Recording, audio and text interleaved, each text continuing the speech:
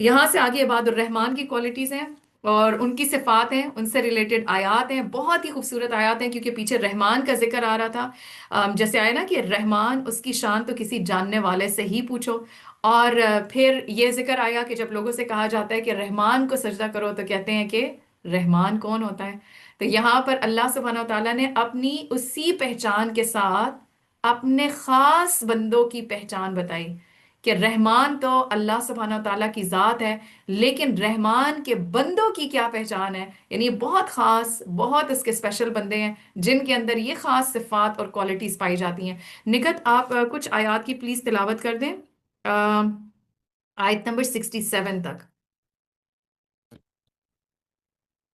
وعباد الرحمن الذين يمشون على الأرض هونا وإذا خاطبهم الجاهلون قالوا سلاما والذين يبيتون لربهم سجدا وقياما والذين يقولون ربنا اصرف عنا عذاب جهنم إن عذابها كان غراما إنها ساءت مستقرا ومقاما والذين إذا أنفقوا لم يسرفوا ولم يقتروا وكان بين ذلك قواما۔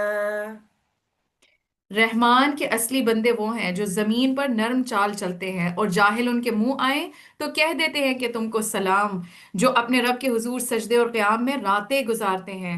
اب آپ دیکھیں سب سے پہلی کوالٹی رحمان کے بندوں کی کیا ہے کہ ان کی چال میں عاجزی ہوتی ہے، زمین پر نرم چال چلتے ہیں، وقار سے چلتے ہیں، تواضع سے چلتے ہیں، ان کی ایک عمدہ چال ہوتی ہے، کیونکہ چال کسی بھی شخص کی جو شخصیت ہے اس کی عکاس ہوتی ہے۔ اور چال جو اس کا تعلق انسان کی سوچ کے ساتھ ہوتا ہے، کہ انسان اندر سے جو بھی سوچ رہا ہوتا ہے، اگر ہم اس کو سمجھنا چاہیں، آپ دیکھیں آپ جتنے خوش ہوں گے تو آپ کی چال ڈیفرنٹ ہوگی، جس دن آپ سیڈ ہیں، غمگین ہیں، ڈاؤن فیل کر رہے ہیں، اس دن چال ڈیفرنٹ ہوگی۔ اسی طریقے سے اگر تکبر کی فیلنگ ہے تو چال مختلف ہوتی ہے، اور اگر عاجزی ہے اندر تو اس کی چال مختلف ہوتی ہے۔ تو ان ساری کیفیات کا جو انسان کے دل کے اندر ہوتی ہیں، ان کا اظہار انسان کی چال، جسے ہم کہتے ہیں نا اس کی چال ڈھال، تو وہ چال ڈھال سے پتہ چلتا ہے۔ تو رحمان کے بندوں کی کیا خاصیت ہے کہ وہ زمین پر نرم چال چلتے ہیں، اور جاہل اگر ان کے منہ آئے تو انہیں کیا کہہ دیتے ہیں؟ سلام ہو۔ وہ اپنی انرجیز کو سوچ سمجھ کے خرچ کرتے ہیں۔ تو جو جاہل کا مطلب ایک تو وہی ہوتا ہے کہ جو لا علم ہے، جس کے پاس علم نہیں ہے، وہ اس لیے جہالت برت رہا ہے، اور دوسرا وہ جو علم ہونے کے باوجود جذبات سے مغلوب ہو جاتے ہیں، علم والے ہیں، سمجھدار ہیں، لیکن اس وقت جذبات اتنے غالب آئے ہوئے ہیں کہ اس وقت ان کو سمجھ ہی نہیں آ رہی، وہ اور جاہل میں کوئی فرق نہیں ہے۔ تو جب ایسے لوگوں کے سامنے عباد الرحمان کا سامنا ہو، ان کو فیس کریں، تو ان کا معاملہ رحمان کے بندوں کا ایک کلیئر ڈفرنس آ جاتا ہے، اور پتہ چل جاتا ہے کہ اچھا یہ معاملہ تو رحمان کے خاص بندوں کا ہی ہے، کہ اس جیسی نیگیٹو سچویشن میں بھی آلو سلامہ، بس وہ یہاں پر اگنور کر کے وہاں سے چلے جاتے ہیں، ان کے لیول پر نہیں اترتے، اپنی انرجیز کو سوچ سمجھ کے خرچ کرتے ہیں، اور ان کے اندر ایک گریس، کمپوز پرسنالٹیز ہوتی ہیں۔ ہر جگہ پہ پھٹ جانا، ہر جگہ پہ ریئیکٹ کرنا، ہر جگہ پہ چیخم پکار شروع کر دینا، تم نے مجھے ایسا کہا بھی کیوں، مجھ سے تو غلط بات برداشت نہیں ہوتی۔ تو یس، بہت سارے لوگوں کی کمزوری ہوتی ہے، لیکن عباد الرحمان ان کمزوریوں سے پاک ہوتے ہیں۔ اور آپ دیکھیں اگلی کوالٹی، جو اپنے رب کے حضور سجدے اور قیام میں راتیں گزارتے ہیں۔ تو اب پہلے چال ڈھال کی بات ہوئی، اور نیگیٹو لوگوں کے ساتھ ڈیلنگ کی بات ہوئی، اور پھر راتوں کی عبادت کا ذکر آیا۔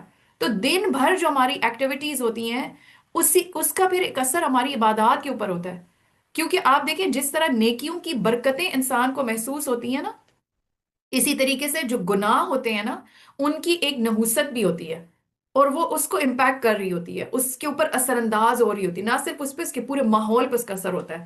تو اس لیے خاص طور پر سوچ سمجھ کے کہ ایسی نیگیٹو چیزوں سے بچا کے نکلنا ہے۔ کیوں؟ کیونکہ میں چاہتی ہوں ایک بڑی خیر و بھلائی کا کام کروں. وہ کیا ہے؟ راتوں میں، تنہائی میں، جہاں پہ سوشلی مجھے ڈیلنگ کرنی پڑے تو وہاں پہ کیئرفل رہنا ہے، تاکہ راتوں کو مجھے یہ توفیق ملے کہ میں اللہ کے سامنے راتیں گزار سکوں. تو اپنی راتوں میں اپنی راتیں سجدے اور قیام میں گزارتے ہیں. آپ صلی اللہ علیہ وآلہ وسلم نے فرمایا جس شخص نے رات کے قیام میں 10 آیات کی تلاوت کی اس کے لیے اجر کا ڈھیر لکھا جاتا ہے، اور یہ ڈھیر دنیا اور جو کچھ اس میں ہے اس سے بہتر ہے. 10 آیات، 10 آیات کے ساتھ قیام اللیل اتنے زیادہ اجر و ثواب کا باعث ہے. تو یہ جو آج کل تراویح میں پورے پورے سوا سوا پارے پڑے جا رہے ہیں، سوچیں ذرا. تو وہ جو 10 آیات ہیں اس کے بارے میں آتا ہے کہ وہ اجر کا ڈھیر لکھا جاتا ہے، جو دنیا اور جو کچھ اس کے اندر ہے اس سے بہتر ہے. آپ صلی اللہ علیہ وآلہ وسلم نے فرمایا فرض نماز کے بعد سب سے زیادہ فضیلت کی نماز رات کی نماز ہے، قیام اللیل یعنی تہجد. آپ صلی اللہ علیہ وآلہ وسلم نے فرمایا سلام پھیلاؤ، اچھی گفتگو کرو اور صلہ رحمی کرو، اور راتوں کو جب لوگ سو رہے ہوں تو قیام کیا کرو، تم سلامتی کے ساتھ جنت میں داخل ہو جاؤ گے. تو جنت میں جانے کے لیے بھی قیام اللیل جو ہے وہ ایک بہترین عبادت ہے.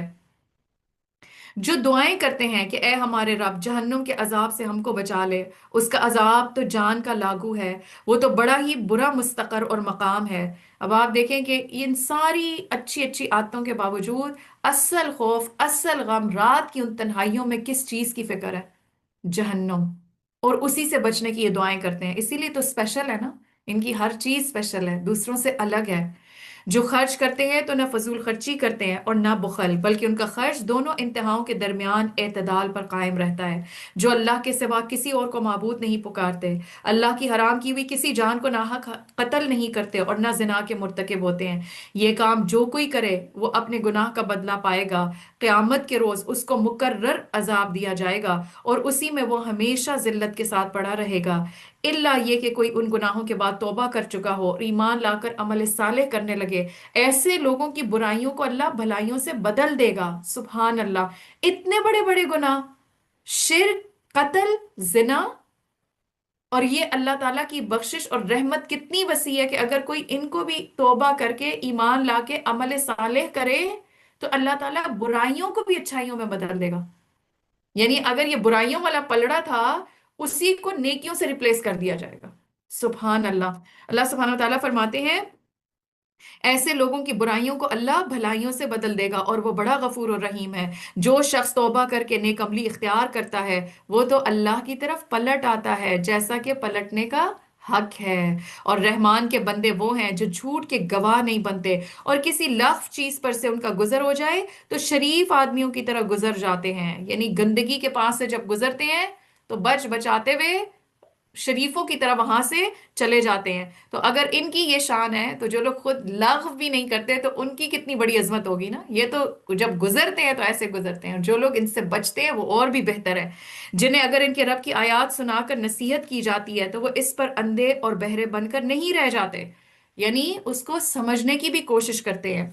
جو دعائیں کرتے ہیں کہ اے ہمارے رب ہمیں اپنی بیویوں اور اپنی اولاد سے آنکھوں کی ٹھنڈک دے اور ہم کو پرہیزگاروں کا امام بنا. اب آپ دیکھیں کتنے ان کے ہائی گولز اینڈ ایمز ہیں نا، کیونکہ ہر ایک کی زندگی کا جو مقصد ہے وہ دعاؤں سے بھی جھلکنے لگتا ہے. دعاؤں سے پتہ چلتا ہے کہ اس کی زندگی کا کیا مقصد ہے، کیا چیز اس کی زندگی میں اہم ہے، امپورٹنٹ ہے. تو آپ دیکھیں کتنی خوبصورت دعا ہے یہاں پہ جو بتائی گئی، ربنا ہب لنا من ازواجنا وذریاتنا قرۃ اعین وجعلنا للمتقین اماما. کہ ہمیں ہمارے شوہروں سے اور ہماری بیویوں سے اور اولادوں سے آنکھوں کی ٹھنڈک عطا کرنا. ہب لنا، عطا کرنا، تحفہ دے ہمیں. اور یہ آنکھوں کی ٹھنڈک کب ہوتی ہے؟ جب یہ رشتے بھی دین کے اوپر قائم ہوتے ہیں، جب یہ رشتے بھی آخرت کے راستے میں ہمارے مددگار بن جاتے ہیں، جب ہم ان کو بھی اللہ کی اطاعت میں دیکھتے ہیں. تو وہ جو آنکھوں کی ٹھنڈک انسان کو محسوس ہوتی ہے وہ اس کے علاوہ دنیاوی چیزوں سے نہیں محسوس ہوتی. تو یہ دعا بھی انسان کو اللہ سے مانگنی چاہیے اور کبھی اس معاملے میں مایوس نہیں ہونا چاہیے. بعض دفعہ وہ دعائیں جنریشنز میں آگے جا کے پوری ہوتی ہیں. ٹھیک ہے، آپ دیکھیں ابراہیم علیہ السلام کی جو اولاد تھی ان میں سے اسحاق علیہ السلام سے تو کانسٹنٹلی ایک کے بعد ایک پیغمبر آیا، لیکن اسماعیل علیہ السلام کی اولاد میں سے آپ صلی اللہ علیہ وآلہ وسلم تک کتنا بڑا گیپ تھا. سو یو نیور نو کہ وہ جو دعائیں آج ہم اخلاص کے ساتھ تڑپ سے اپنی نسلوں کے لیے مانگ رہے ہیں، اپنی اولاد کے لیے مانگ رہے ہیں، تو یہ دیکھ کے مایوس نہ ہو کہ میں نے تو اتنی دعائیں کی، اتنی کوشش کی، میری تو اولاد بالکل بات نہیں سنتی ہے. یو نیور نو، ایک تو ان کا بھی ٹرننگ پوائنٹ کب آ جائے وہ پتہ نہیں چلتا. تو دعائیں یقین کے ساتھ مانگتے چلے جائیں بغیر مایوس ہوئے. بچوں کو سٹروکس، پازیٹیو سٹروکس دیتے رہیں، ان کو بتاتے رہیں کہ آپ ان کو کس جگہ پہ دیکھنا چاہتے ہیں. تو صرف ایک ہوتا ہے کہ ان کو رول بتانا، ایک ہوتا ہے کہ آپ ان کو ایسے موٹیویٹ کریں کہ میرا یہ بچہ امام بنے گا، میرا یہ بچہ دین آگے سمجھائے گا، پڑھائے گا. سو اس طرح کے پازیٹیو سٹروکس دینا، ان کو موٹیویٹ کرنا، یہ ساری چیزیں بجائے اس کے کہ تم نے کیا کر لینا، تم نماز ہی نہیں پڑھتے ہو. تو جب نیگیٹو سٹروکس دیتے ہیں اس کا ایک اپنا امپیکٹ ہوتا ہے. تو مایوس نہیں ہونا، خود بھی پازیٹیو رہنا ہے، بچوں کے سامنے بھی ان کو بھی بتاتے رہنا ہے کہ ہم اندر سے کیا سوچتے ہیں ان کے لیے، ہمارا کیا ارادہ ہے ان کے لیے. اور پھر تنہائیوں میں خوب خوب اللہ تعالیٰ سے دعائیں کرنی ہے. اللہ تعالیٰ ضرور دعائیں سنتا ہے.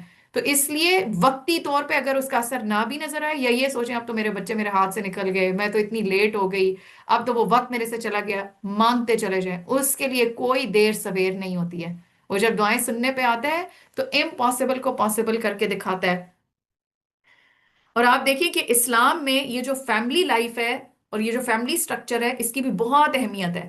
کیونکہ اگر ہم اللہ کی اطاعت کرنا چاہتے ہیں اور اس کے دین کو قائم کرنا چاہتے ہیں تو اس کے لیے ایک فیملی انڈرسٹینڈنگ اور جو فیملی سٹرکچر ہے اس کا درست ہونا بہت ضروری ہے. اور ایک معاشرے کی بھی جو فلاح و بہبود ہے وہ ایک گھرانے کی جو ایک سٹرینتھ ہے، یا جتنا اس کا سٹرکچر صحیح ہوگا تو معاشرہ بھی بہتر ہوتا چلا جائے گا. تو اس لیے فیملی لائف اسلامک اس میں بہت امپورٹنٹ ہے، اور اس پہ ہم سب کو توجہ بھی دینی ہے، اس کے لیے دعائیں بھی مانگنی ہے. اور جو جو ہمیں سکھایا گیا ہے کہ کیا کیا چیزیں ہم اس راستے میں کر سکتے ہیں تاکہ ہم اپنی فیملی لائف کو بہتر بنا سکیں، ان سب تعلیمات کو سمجھ کے ان پہ عمل بھی کرنا ہے. اور آپ دیکھیں اینڈ میں کہا وَجَعَلْنَا لِلْمُتَّقِينَ إِمَامًا. کس چیز میں لیڈرشپ چاہیے، کس چیز میں آگے بڑھنا چاہتے ہیں. ہم دنیا کی تو اونچی اونچی پوسٹ کے لیے مانگتے ہیں، لیکن ہم نے کبھی ہمارے ذہن میں بھی یہ نہ آتا نا کہ متقین کا ہم کہتے ہیں اے کوئی مجھے ہی پکڑ لے، کوئی مجھے ہی سہارا دے دے، کوئی مجھے ہی اٹھا لے، کوئی مجھے ہی موٹیویٹ کر دے. نہیں، ہائر ایمز، ہم لوگوں کو موٹیویٹ کرنے والے بنے، ہمیں وہ لیڈرشپ دیں، ہم وہ فلیگ بیئررز بنے، ہمیں دیکھ کے اور لوگوں کو یہ خواہش آئے یا ہم ان کو یہ قوت دے سکیں اس راستے کے اوپر. متقین کا امام بنا، لیڈرشپ وہ بھی تقوی میں. سبحان اللہ. اللہ سبحانہ تعالیٰ فرماتے ہیں اولئک یجزون الغرفۃ بما صبروا. سبحان اللہ. ویلقون فیہا تحیۃ وسلاما. یہ ہیں وہ لوگ جو اپنے صبر کا پھل منزل بلند کی شکل میں پائیں گے. اب یہاں پہ بھی کیا بات پتہ چل رہی ہے؟ صبر. انما یوفی الصابرون اجرہم بغیر حساب.